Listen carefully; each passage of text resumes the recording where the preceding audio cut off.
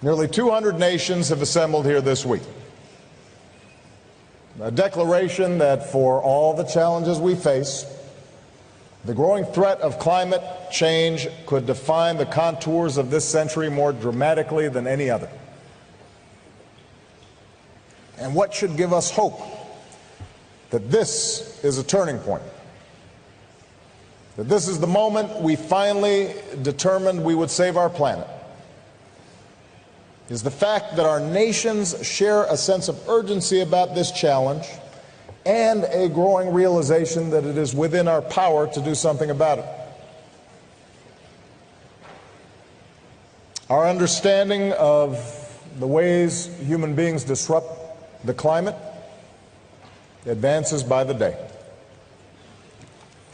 14 of the 15 warmest years on record have occurred since the year 2000. And 2015 is on pace to be the warmest year of all. No nation, large or small, wealthy or poor, is immune to what this means. This summer, I saw the effects of climate change firsthand in our northernmost state, Alaska, where the sea is already swallowing villages and eroding shorelines, where permafrost thaws and the tundra burns, where glaciers are melting at a pace unprecedented in modern times. And it was a preview of one possible future, a glimpse of our children's fate if the climate keeps changing faster than our efforts to address it. Submerged countries, abandoned cities, fields that no longer grow, political disruptions that trigger new conflict, and even more floods of desperate peoples seeking the sanctuary of nations not their own.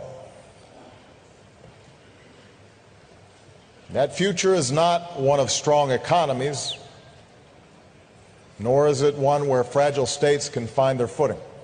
That future is one that we have the power to change. Right here, right now. But only if we rise to this moment.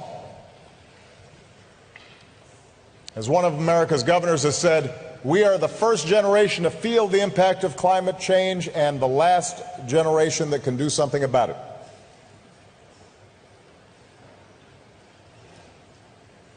I've come here personally as the leader of the world's largest economy and the second largest emitter to say that the United States of America not only recognizes our role in creating this problem, we embrace our responsibility to do something about it. Over the last 7 years, we've made ambitious investments in clean energy and ambitious reductions in our carbon emissions. We've multiplied wind power threefold, solar power more than 20-fold, helping create parts of America where these clean power sources are finally cheaper than dirtier conventional power. We've invested in energy efficiency in every way imaginable. We've said no to infrastructure that would pull high-carbon fossil fuels from the ground. And we've said yes to the first-ever set of national standards limiting the amount of carbon pollution our power plants can release into the sky. The advances we've made have helped drive our economic output to all-time highs and drive our carbon pollution to its lowest levels in nearly 2 decades. But the good news is this is not an American trend alone. Last year, the global economy grew while global carbon emissions from burning fossil fuels stayed flat. And what this means can't be overstated.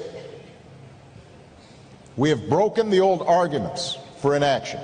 We've proved that strong economic growth and a safer environment no longer have to conflict with one another. They can work in concert with one another. And that should give us hope.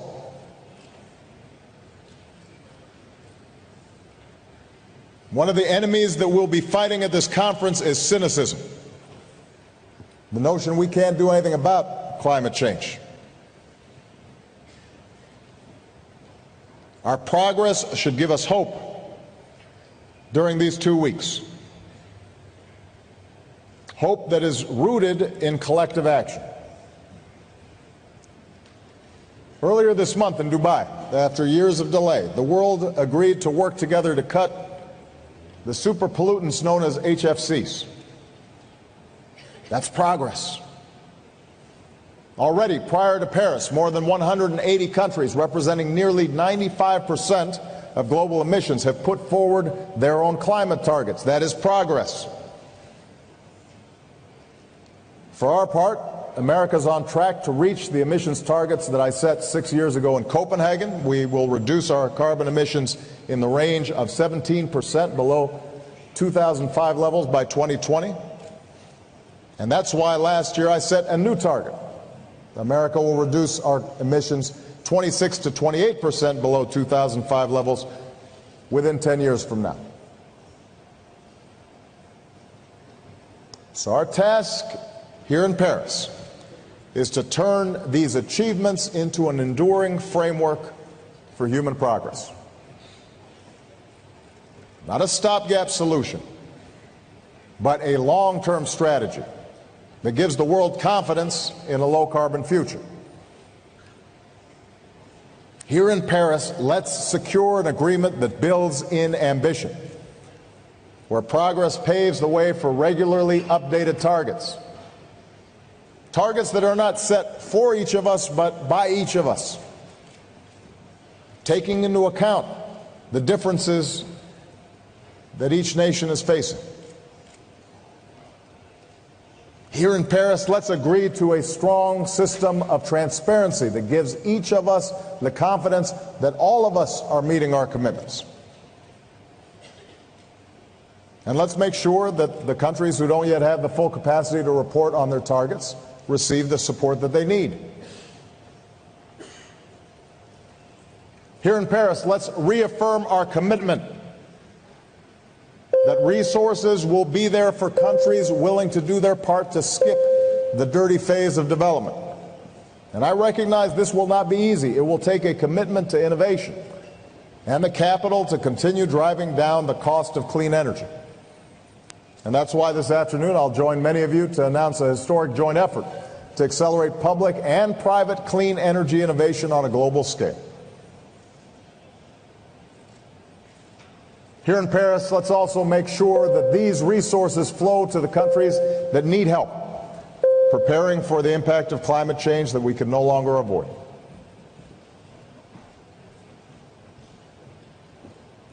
We know the truth that many nations have contributed little to climate change, but will be the first to feel its most destructive effects. For some, particularly island nations whose leaders I will meet with tomorrow, climate change is a threat to their very existence. And that's why today, in concert with other nations, America confirms our strong and ongoing commitment to the Least Developed Countries Fund. And tomorrow we'll pledge new contributions to risk insurance initiatives that help vulnerable populations rebuild stronger after climate-related disasters. And finally, here in Paris, let's show businesses and investors that the global economy is on a firm path towards a low-carbon future. If we put the right rules and incentives in place, we'll unleash the creative power of our best scientists and engineers and entrepreneurs to deploy clean energy technologies and the new jobs and new opportunities that they create all around the world.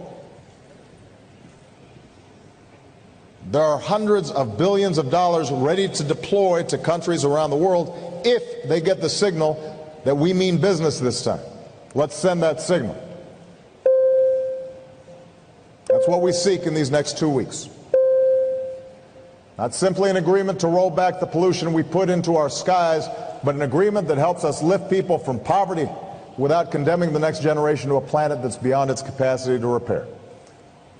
Here in Paris, we can show the world what is possible when we come together, united in common effort and by a common purpose. And let there be no doubt, The next generation is watching what we do. Just over a week ago, I was in Malaysia, where I held a town hall with young people. And the first question I received was from a young Indonesian woman. And it wasn't about terrorism, it wasn't about the economy, it wasn't about human rights, it was about climate change. And she asked whether I was optimistic about what we can achieve here in Paris and what young people like her could do to help. I want our actions to show her that we're listening. I want our actions to be big enough to draw on the talents of all our people, men and women, rich and poor. I want to show her passionate, idealistic young generation that we care about their future. For I believe, in the words of Dr. Martin Luther King Jr., that there is such a thing as being too late. And when it comes to climate change, that hour is almost upon us. But if we act here, if we act now, if we place our own short-term interests behind the air that our young people will breathe and the food that they will eat and the water that they will drink and the hopes and dreams that sustain their lives, then we won't be too late for them.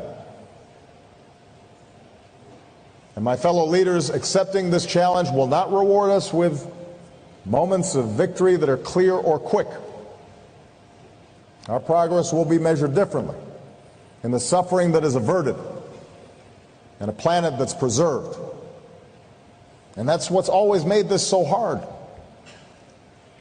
Our generation may not even live to see the full realization of what we do here, but the knowledge that the next generation will be better off for what we do here. Can we imagine a more worthy reward than that?